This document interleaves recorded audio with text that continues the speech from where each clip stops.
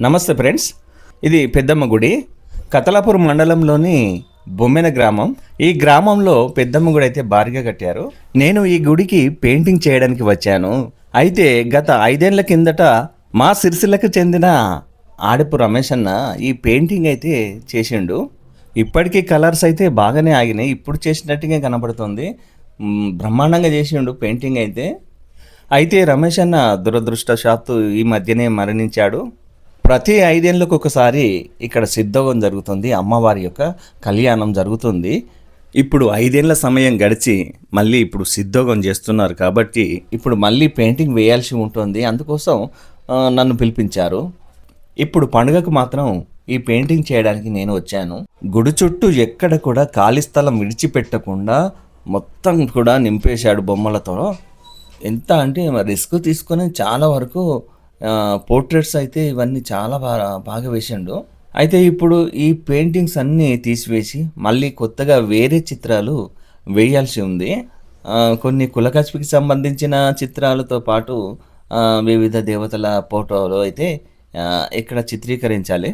పండుగ సంబంధించినటువంటి చిత్రాలు, డప్పులు, బోనాలు లాంటివి, ఇంకా పురాణ చరిత్రకు సంబంధించిన చిత్రాలు కూడా తీయాల్సి ఉంటుంది. ఈ చిత్రాలన్నీ కూడా ఆయిల్ పెయింట్తో చేసిండు రమేష్ గారు. ఈ పహారీ గోడ ఎప్పుడు కూడా ఎండలో వానలో ఉంటుంది కాబట్టి ఇప్పుడు అలా కాకుండా ఈ చిత్రాలన్నీ కూడా అల్టిమాతో వేయాల్సి ఉంది. వాటర్ పెయింట్ అల్టిమాతో వేస్తాను. ఈ పెయింట్ అయితే ఇంకా చాలా బాగా ఆగుతుంది కాబట్టి ఏషియన్ పెయింట్ అల్టిమా ప్రొడక్ట్నే వాడుతాము. అప్పుడు రమేష్ అన్న ఎన్ని రోజుల పాటు వేసాడో కానీ చాలా కష్టపడ్డాడు. ప్రతి చిత్రం కూడా మంచి పని తీసుకున్నాడు. ఇప్పుడు కూడా అదేవిధంగా పని బాగా తీసుకొని వీళ్ళని మెప్పించాల్సి ఉంటుంది. కుమార్ ఆర్ట్స్ రమేష్ అన్నను యాద్ చేసుకుని నివాళులు అర్పిస్తున్నాము. ఇక ఈరోజే ప్రైమరీ కలర్ మొదలు పెట్టాము, గోడలు వైట్ చేసుకుంటూ వస్తున్నాము. దీని తర్వాత మనం పెయింటింగ్ మొదలు పెడుతున్నాము. ఎర్రటి ఎండల్లో కార్యక్రమం అయితే మొదలైంది.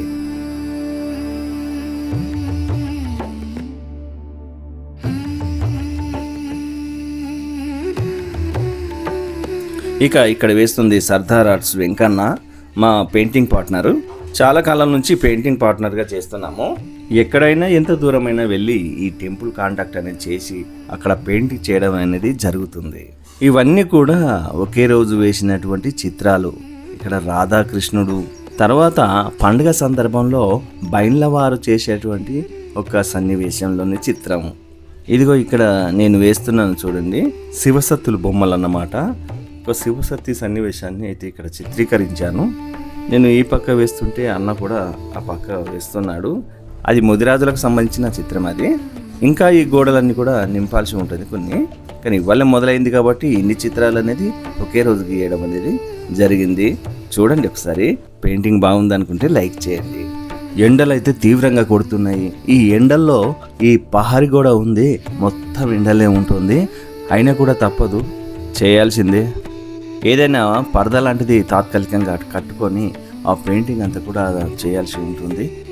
తర్వాత 2వ రోజు నాడు ఇంకా మొదలుపెట్టాను. కృష్ణుడు, ముదిరాజులకు సంబంధించిన కులకచ్చిపికి సంబంధించినటువంటి చిత్రాలు, మామిడికాయలు తెంపడం, ఆ వాహనంలో వేయడం, ఇలాంటి దృశ్యాలు చాలా అద్భుతంగా ఉంటాయి.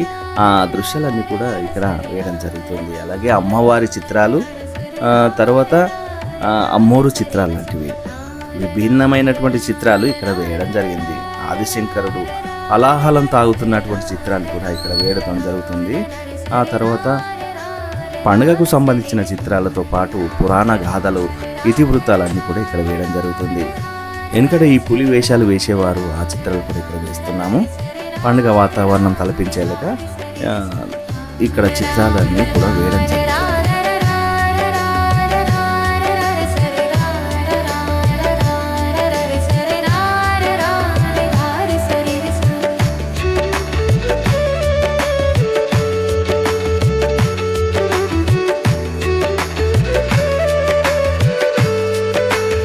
ఇప్పుడు మీరు చూసిందంతా 2 రోజుల పని మాత్రమే. చూశారు కదా ఫ్రెండ్స్. పెయింటింగ్ బాగున్నట్టయితే, మీకు నచ్చినట్టయితే లైక్ చేయండి, కామెంట్ చేయండి, కళను ప్రోత్సహించండి. ఎప్పటికప్పుడు అప్డేట్తో మళ్ళీ కలుస్తాను. నమస్తే, మీ గణేశ్వర్ వెంగళ.